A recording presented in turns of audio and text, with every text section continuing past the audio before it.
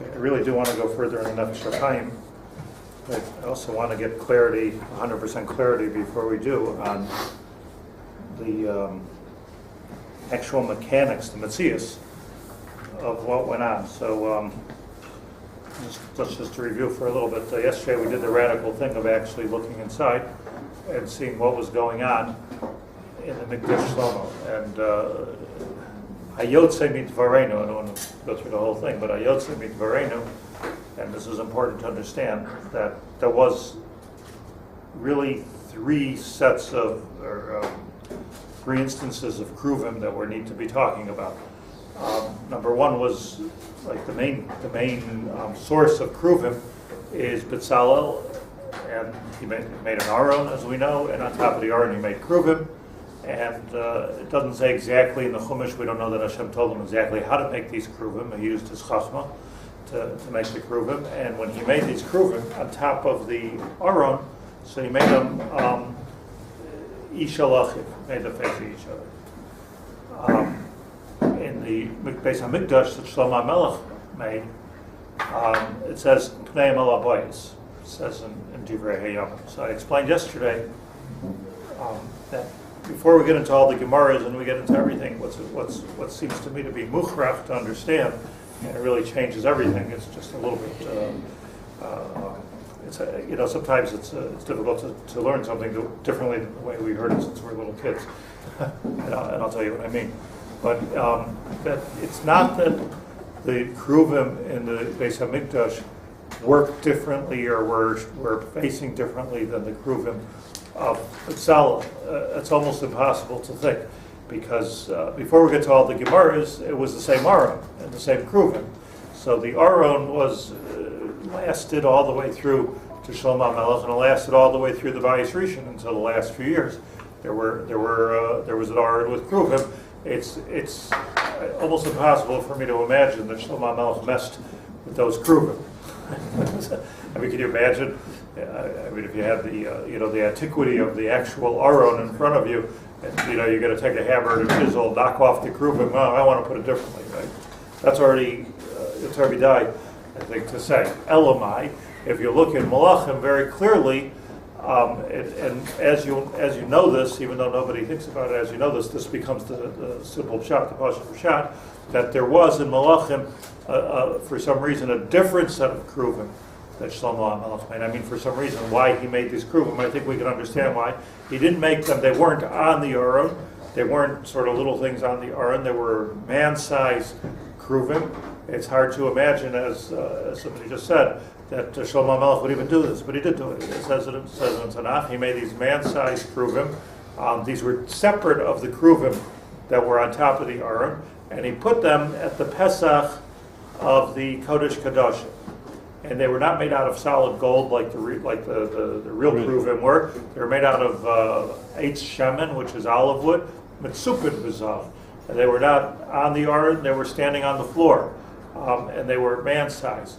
So, and all of that we're talking about here, about the Keruvim facing this way, facing that way, is all a question of when Shlomo HaMelech built the second set of Keruvim. Why did he build it? I think we need to clarify, but what seems to be clear is that the whole discussion of how he put them, Pnei Mel Habayis, is not at all talking about the Keruvim that were on top of the Aron. Period. We need to get that out of our head, I believe. The Keruvim on the Aron were the Keruvim on the Aron. They were there, and they were the same way, and they'll be the same way when we get the Aron back in the Bayis Shlishi one day. The Keruvim are facing each other, period. But Shlomo HaMelech's Keruvim, which I presume we'll build again, something like that, were a second set of Keruvim, big gigantic Keruvim with wings, and they were there. And those, Shlomo HaMelech, obviously, this is the Gemara's kasha, obviously he should have modeled them after the Keruvim that were on the Aron. If the Keruvim on the Aron were facing each other, so Shlomo HaMelech's Keruvim, the separate set of Keruvim, you have the picture in your mind that I'm talking about? Just by the way, just to show you how right I am, I just looked in the Gemara in Baba Basra. So the Gemara in Baba Basra, the Rashbam has a picture of this. So if you look carefully, it's Tzadik Tes.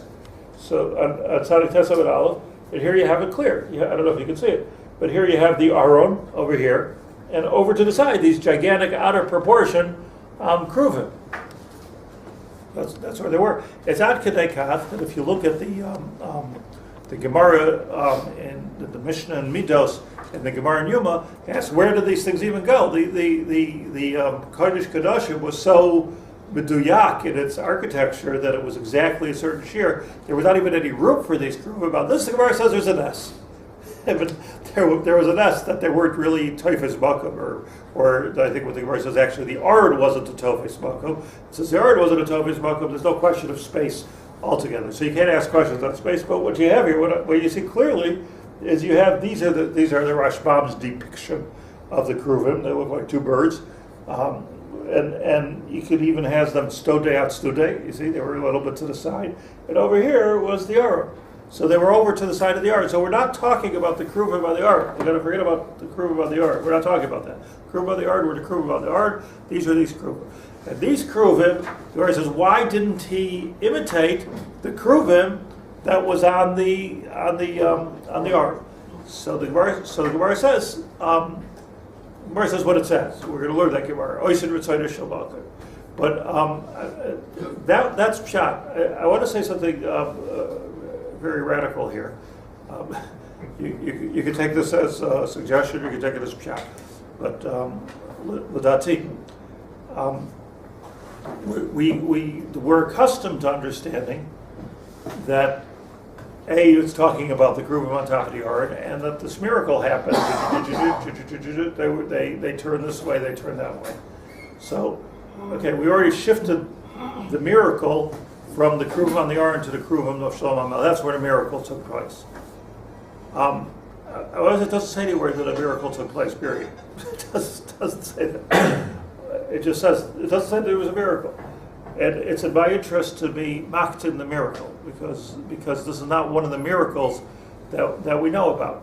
And it very well could be, please don't fire me, but it can very well be that when the Shalom Melech made these Keruvim, he lechatchila, the Gemara says, faced them, even though it says Pnei Malabayis, it was a little bit Pnei Malabayis. He manually, no miracles involved, he manually faced them Sedudei Atzdodei, a little bit this way, a little bit that way. Different Mishalim, as I pointed out, like a Ish V'Reyehu, like somebody talking to his friend, a little bit facing this way, a little bit facing that way. By the Shalosh Regalim, when they open up the Parochas, so the Gemara says in Yuma Nun Gimel, that they open up the Parochas by the Shalosh Regalim. Remember, there's thousands of people come to the Ola Regal. They come to the Kosel, they come to the Beis HaMikdash. And it was like one of the big sensational things that took place on the Shalosh Regalim, a treat for the people that came to the Ola Regal, is Megalgalin es HaParochas. Very interesting language, because they probably didn't have a curtain rod for the Parochas. It wasn't like this so much. It was Megalgalin es HaParochas. I'm thinking about this a lot now because I'm in my mind designing an Aron Kodesh. It was Megalgalin es HaParochas, meaning they manually rolled it up. Like a yoga mat. You roll it up. And just took it away. Took it away. Yeah. The Galgalin. They rolled it away. Rolled it up. Either rolled it up or rolled it to the side. Couldn't it be that they rolled something around it to hold it separate? Yeah, or like French. Yeah. French shades. You know. Right. Rolls up. French. I got it right. But this is the parochos of the Heichel or the parochos of the Kodesh HaKadoshim? Kodesh HaKadoshim, because they looked inside the Kodesh HaKadoshim to see the art, to see the. Could they see it from that angle? No. Oh, Rabbi Yaacov Haber, how'd they see it? Nobody asked the couch. How'd they see it? The art was over to the side. So we already, the Keruvim were over to the side. What good does it do to open the parochos? So the answer is Pasha. They weren't looking at the art at all. They were looking at Shlomo HaMelech's Keruvim. They weren't looking at the Keruvim on top of the art. That was over to the side in a very tzadua place. But that was open also. In other words, the Heichel was open and that was open. Well, yeah, of course. Otherwise, what good is it? Yeah. How could I see out of the Mizbech? Because we're talking about Shlomo HaMelech's mad-sized Keruvim. That's what they saw. Huge Keruvim standing by the door. It was easy to see. And then they saw them on Shalosh Regalim, but where was that? Now, why do we need to say, just like Shlomo HaMelech Lechatchila set up his Keruvim, Sedudei Atstodei on some kind of an angle, why do we need to say that on Yom Tov there was a miracle that all of a sudden they were hugging each other? The Shlomo HaMelech, in preparation of the festival, he took the Kohen and said to the Kohen, the condition of Klal Yisrael is very good now, and I want you to make them hugging. Or I want you to make them Pnei Mishalachim, or I want you to make them Sedudei Atstodei. In other words, there's no need to say It was a miracle. that there was any miracle here necessarily, except the miracle was maybe that the king understood the condition of the Jewish people. But in other words, it was it's Masyasif Alibi. That the pshat over here is that this was all manual stuff. Meaning the laharos chibasav alamakim, there was a symbol. I'm sure there are many examples of this in the Gashmias world, in the different cultures, where like you put a certain flag up where it's dangerous to swim on the beach, another one where the waters are calm. What he did was he organized that the Keruvim were facing each other and even hugging each other. Now, how do they hug each other? That's kind of a weird thing. But we don't know how he made these Keruvim. Maybe they had flexible arms. We don't know how he made these Keruvim. He could make them peh. They were flexible icons. I'm sorry, like again, the question that's hard to get over is why would he even make this? Doesn't seem Jewish to do this. But okay, a lot of things in Tanakh don't seem Jewish. David HaMelech did a lot of things which we wouldn't do. But the thing of it is that it was probably a manual manifestation of the condition of the Jewish people, and like there's so many. First of all, that's how they saw them, and second of all, that's why they were different on the festivals, because he moved them that way. I looked through all the Gemaras. It doesn't say anywhere here that there was some kind of a miracle. What's big simcha then? I mean, everybody's saying that he knows the matzah of Klal Yisrael. Why not? He's the Melech. He's the Leiv Kollel. Who did it after him? Like in the Chorban? All the Malachim. So the Chorban Bais Rishon. So the Chorban Bais Rishon, so Amor and Moav came in and they found the Murim Zebazeh. Right. So, I mean, but that's not such a kash, because it was right after the Rega. What? They paraded them around. Yes. The Gemara says it. They're two separate things, right? It's two separate Keruvim. They found them Murim Zebazeh. Matsu Murim Zebazeh. Which one? They took them around or a show. They paraded Shlomo HaMelech, probably. So Shlomo could have seen the Chorban coming in, put him that way. Put him that way. Oh, Or it was right after Yom Yom Tov. Or following the Rav's Shlomo HaMelech had understanding 400. of it, so then the mounting, the flexible mounting, so then you can move them to any of those positions. Right. Exactly right.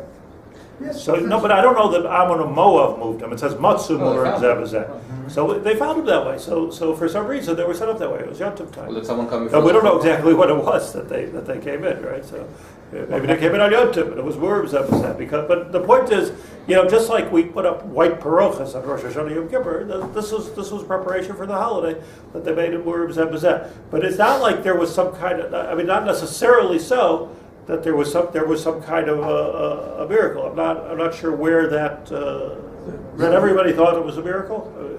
So I'm saying it's not My Muchach, question- it's certainly not Tanakh and not the Gemara. My question is, between which Keruvim did the Kol Hashem come to speak? On top of the Aron. On top of the, that's Top of the ark. and that was clearly a miracle. For sure, there were many Yeah. miracles. But the Gemara says there were 10 miracles in the Beis HaMikdash, in the Bais Rishon. It doesn't say that this was one of them. But now the Keruvim on top of the Aron, did they move? Nothing. Never. Solid They gold. were pale. Maybe Shalachim. If they moved, you fixed it. It was that nothing moved. But Solomon made it that way. They made it that way. And we don't find any place in the Chumash also that they were moving this way. They were moving that way. The Keruvim were the Keruvim. That was one of the Kliyam. They were fixed pale, panim or panim. What did you say? They were Yishalachim. Yishalach. Yishalachim. Shlomo HaMelech made these flexible, gigantic. What did I say? They were like 6 feet tall. These big that the Rashbam gives us a picture of, and maybe made them out of an axis, maybe just imagine. I don't want to take away from the storybooks, but just imagine two big statues. You face them this way, you face them that way. According to the condition of the Jewish people. And the condition of the Jewish people was during Shalosh Regalim, when we were Oil Regal, was beautiful. It wasn't the time of Yeravah ben Nevat, it was the time of Shlomo HaMelech, so it was beautiful. So he faced them together. When during the time of, but I'll tell you something else, during the time of Yoshiyahu HaMelech, when he restored Yiddishkeit to Klal Yisrael after Menashe, his father, and messed up everything. So it could be also, he put the Keruvim, Murim Zabizeh, same Keruvim of Shlomo HaMelech, he put them Murim Zabizeh. So therefore, Amun Umayyav came in and found them Murim Zabizeh. It could be Laharis Chivasim Shel Makom. So I believe that's what happened. Now the only thing is, the only Pirush which says differently is let me just go share with you again the Gemara. The Gemara is of Avas with Tzadik Test. Rabbi Yochanan of Rabbi Elazar, Chad Amar Pnei Mishalachiv. Again, let's learn this. Ketzad Heinoimdim. Let's learn this. LPMS. That we're not. The discussion here in the Gemara is about the big Keruvim of Shlomo HaMelech. This is changing the whole Gemara. And when the Gemara says Ketzad Heinoimdim, it's talking about those Keruvim, not Betzalel's Keruvim. So Chad Amar. So now you have a machlokes Tanoim. Machlokes Tanoim, Chad Amar Pnei Mishalachiv, v'Chad Amar Pnei Labayis. How did Shlomo HaMelech face them? Man Amar Pnei Mishalachiv, Haksiv Pnei Labayis. It says in Divrei Yamim, how could you understand? He's not asking a kasha from the Chumash. He's saying, how could you? What says Rabbi Elazar says, Rabbi Yochanan says rather that they faced a wall. He could do whatever he wants. But it says, I'm sorry, they faced each other.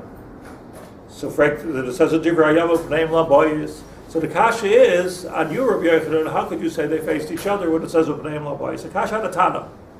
It's not a kasha for Betzalel. It's a kasha for Divrei Yamim. Excuse me.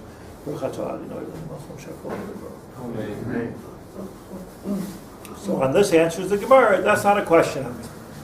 Because kan bezman she Yisrael lois ritzayner shalmakim, kan bezman she ein Yisrael lois ritzayner shalmakim, which could have been, according to this new way of learning Pshat, that was the decision, if you will, or the estimation, or of Shlomo HaMelech, or the Melech Yisrael, not the estimation of God. Or he had a nevuah, Ruach HaKodesh. Okay, doesn't bother me at all that Shlomo HaMelech would decide if Klal Yisrael is doing the Ritzayner Shel Makom or not. So some places it says, this is Rabbi Yochanan's word, some places, I'm telling you that it was Pnei Mishalachiv.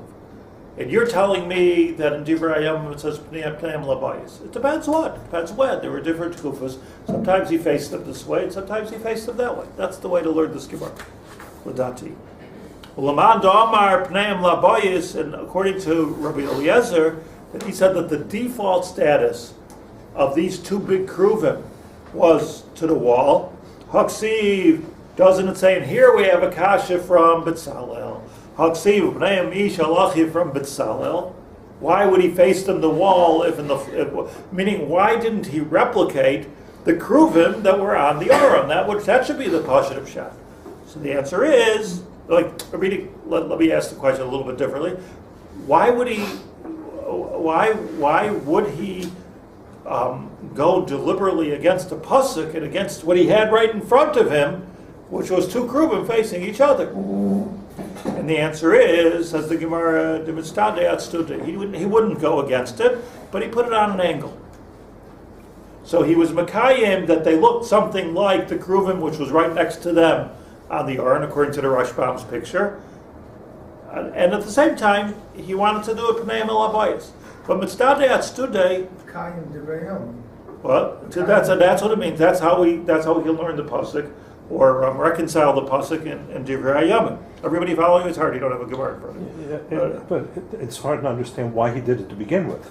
Okay, that's the Nefesh Hachaim. Yeah. That's the Nefesh Hachaim. Right. But that's what I'm saying. We can't learn the Nefesh Hachaim like Amarat. So let's get to the Nefesh Hachaim when we're getting to the Achronim here. But I'm just looking at the Gemara clear. So far so good. Yes. Yeah. So far so good.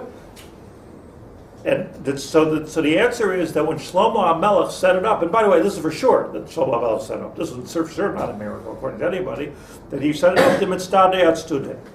Titanya, and how do I know this? Says the Gemara, because Unklus Hager Omer, because there's a member of Unklus Hager, who's also Tana, and he says on that pasuk in Divrei Hayamim Pneim Laboyis, not that pasuk but that parak, he says over there, it says, if you look at Divrei Hayamim, which I did, you look at Divrei Hayamim, it says that the two Keruvim, specifically the two Keruvim that Shlomo HaMelech made, it says before, Divrei Hayamim, no question. Any other way is just ignorance with respect. That the two Keruvim Shlomo made, so there it says in Divrei Hayamim, Bais Tzatzuim. Now, what does that mean? Ma'aseh Tzatzuim. Shlomo HaMelech made before. And this the Gemara is referencing Uklus on the pasuk. The pasuk says, "What is so Ma'aseh Tzatzuim?" What does it mean literally? They were like toys. Ma'aseh Tzatzuim. Hey. So Uklus says, toys like dolls. You know, hinge, magnets. So Unklos, so what does he add? This is a pasuk. Ma'aseh Tzatzuyim Heim says Unklos Hager that Ma'aseh Tzatzuyim Heim mitzodadim paneim ketalmud hanifter mirabbai. It was childlike. Tzatzuyim means childlike, meaning not that they look like children, but the way he faced them, says Unklos Hager, was like children that are listening to their Rebbe or leaving their Rebbe. Meaning, we ran away from Har Sinai. A kid's in school, the bell rings, he runs out. So, Ketalmud and Nifter Lifnei Rabbo, you don't turn your back on your Rebbe, on the one hand. On the other hand, Panavel Abayis, I'm looking at recess outside, right? So, Ketalmud, my eyes are on the basketball court. So, Ketalmud Hanifter Lifnei Rabbo says it was Ma'aseh Tzatzuyim. It was like it was like an immature thing. Like, here's a rabbi teaching children Torah. I'm giving you the Messiah for Har Sinai. I'm giving you the most important thing in the world. I'm giving you Torah, and you're thinking about recess, right? Okay, kids are kids. So the same thing is over here that he set up when he set up the Keruvim. He set it Sedudei at Sedudei on a slant, because it was really the situation of Klal Yisrael was Ma'aseh Tzatzuyim, says Uklus Hager Ketalmud Hanifter Lifnei Rabbo. So we said yesterday for one of the beautiful shot, the Rishonim rather, in Talmud Hanifter Lifnei Rabbi, that's also a beautiful chipah, that when the Talmud leaves the Rebbe, not forget about the recess thing, but when the Talmud actually has his smicha party and leaves and goes into his own, sets up his own rabbister, so that's also a nachas for the Rebbe, that the Talmud is leaving. A goofa relationship. It's a different relationship, but it's a relationship. Okay, but I'm just saying, that's, by the way, last words of the sugya. So nowhere in this Gemara does it say there was any miracles at all. And nowhere in this Gemara, it just says that how could he have set it up sideways? So the answer is, he set it up sideways to be Yotzei, this is the Maskana of the Gemara, to be Yotzei, the original look that Bezalel put on, and at the same time, he was trying to bring out something about the condition of the Jewish people. And on this, the Gemara says, the Gemara says that Uklus Hager made this comment, that he was trying to say that you, Klal Yisrael, you guys are Ketalmud Hanifter Lifnei Rabbo. And that's why I'm putting it on the side. So Tzedudei at Tzedudei was the matzav of Klal Yisrael in the time of Shlomo HaMelech. At the end of the day, if you want to understand the whole condition of the Jewish people in the time of Shlomo HaMelech, so it's represented in these two gigantic Keruvim of Shlomo HaMelech, Tzedudei and Tzedudei. Could that be where the Goyim get the fact that they look like, the cherubs look like children? Yeah. No, the Gemara says that. Targum in Shmos says Ma'aseh Ravya, that they look like children. But it's a different thing. Ma'aseh Tzatzuyim doesn't mean they look like children. The Unklos says it means that they were facing like children. Now it's just to bring this down to earth, it's kind of like our situation today, where, we're religious, we're learning Torah, but we're also part of the world. making Pardes. So I don't mean this like politically, Torah, Avodah, Torah Darach, Torah Mada. I don't care about any of that stuff. But what I'm just saying is, Pasha, we're part of the world. Like unless you make yourself not part of the world, for somehow or another, you have Pardes, and you positive shadows. We're part of the world. So we are not like we can't fool ourselves, nor should we try necessarily to be like the Jews at the Midbar that did nothing but be religious. You see, there's in my mind, and I'm just saying this in parentheses, there's something I think about all the time, for years, and that is like we're talking about Ritzono Shel Makom. What is the Ratzon Hashem? Please do not understand this as anything having to do with movements, or I'm just saying simple shot as a Talmud learning term. Like, are we meant to be like osek in religion from morning to night? Like that's what we're supposed to do. But I have to make some parnasa, so I'm going to go take a break and go to work. Or are we meant to be good, solid, Jewish, Torahic citizens of this world, where our whole life is Torah? Every minute is Torah on the one hand, and on the other hand, we're part of this world. You see, do you hear the Chakira? We're not Shimon Bar Yochai. Let's not even get into Rosh Bar Yochai. Like I'll explain to you, but I was just saying, like, what should our anhaga be as? It's a funny word, religion, but as religious Jews, does it religious Jews? I just you go outside, you see a beautiful sunrise. Are you believed to say, "Wow, Nefesh Hachaim"?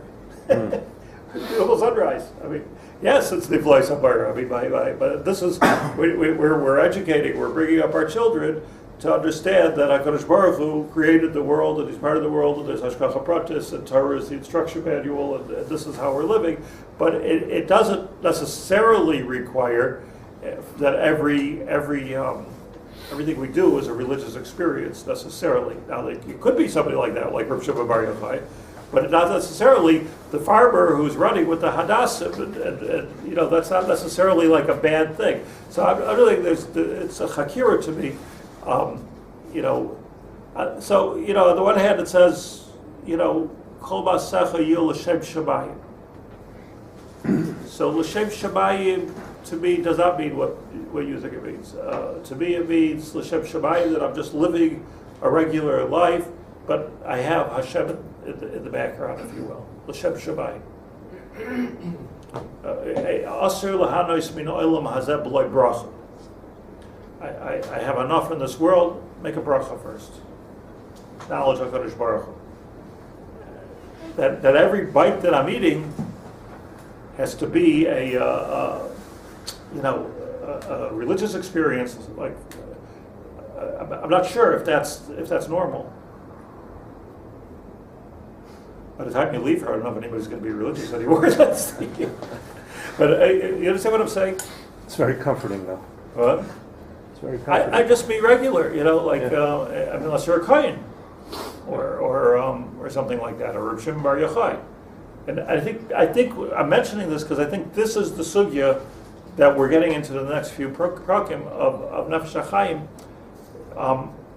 Of course, everything should be l'shem shamayim, and of course, this has to be important. I'll give you an example. Let's say you're a secular person, but you're an ethical person. So, okay, I'm an ethical person. So when I make a decision, I make an ethical decision. But it doesn't mean, when I watch the sunrise, I have to say, wow, what ethical, that's so ethical. It's, of course everything has to be ethical, and don't sit on somebody's grass while you're watching the sunrise, and don't do damage while you're watching, don't leave your beer can sitting there. Of course you have to be ethical. But the mice itself is HaKadosh Baruch Hu said, when you come to Olam Haba, he's going to say, why don't you have why don't you have enough from this thing? Why don't you have enough from that thing? Like, did you see my Alps? Where does it bring that down? What's that Did you see my Alps? No, with the Kosh Baruch Hu. The Gemara. The Gemara Yuma. So before the Gemara. I'm not saying something radical there. I'm saying something very dachistic, like what is the derech? So what it has to do with us is that when Shlomo HaMelech put down these Keruvim, and I don't want to keep on going over. I just want to finish this now in the next minute, and then we can understand Nefesh Hachaim differently. When Shlomo HaMelech put down these Keruvim, he put down the Keruvim according to the condition of Klal Yisrael. Condition being more intimate during Shalosh Regalim, but the regular condition of Klal Yisrael right now, living in Israel in the year of Shlomo HaMelech, and what he saw as going on through the time of Beis Hamikdash is tzedudei at tzedudei. Tzedudei at tzedudei. On the one hand, Pneim el habayis. On the one hand, we're intimate with HaKadosh Baruch Hu, but we're not intimate with HaKadosh Baruch Hu in the sense that that's all we're doing, because then, where's Vasavta Deganecha B'Sirosh K'Vitzarecha? How are you going to work the field? I heard once Rav Littner, Olav Shalom, say, he said about a certain Rebbe, that when he eats, he's masaking all the Olamais except for this one. So, okay,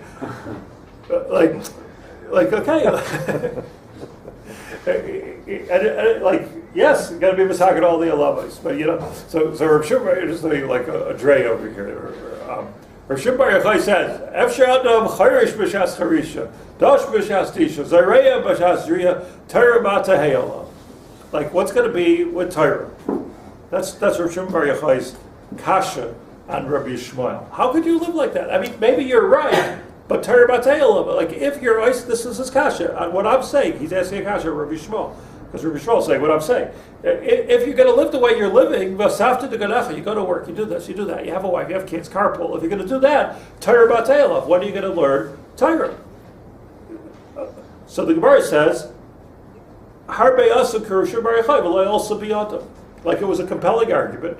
Like, if you're not going to take this like so seriously that this is all you're doing, so Torah b'taheyala. But you see, you can ask the kasha differently. If you do like Rav Shimon Bar Yochai, so v'asafta degalecha mataheyala.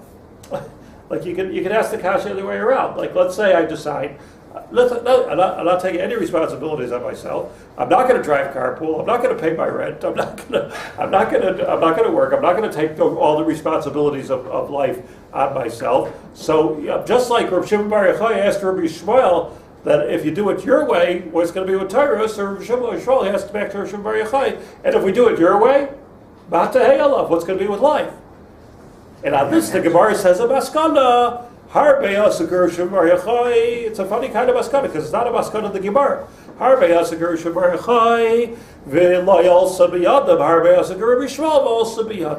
So what we need to do is think really, really deeply and honestly as to what that means for us. Like that apparently, unless you're mamish from the Yechidei Skula, or you get some kind of a big pension, so it's really not all that practical to be completely religious at every moment of the day. But the Hanhaga is Hanhaga of Rabbi Yishmael. And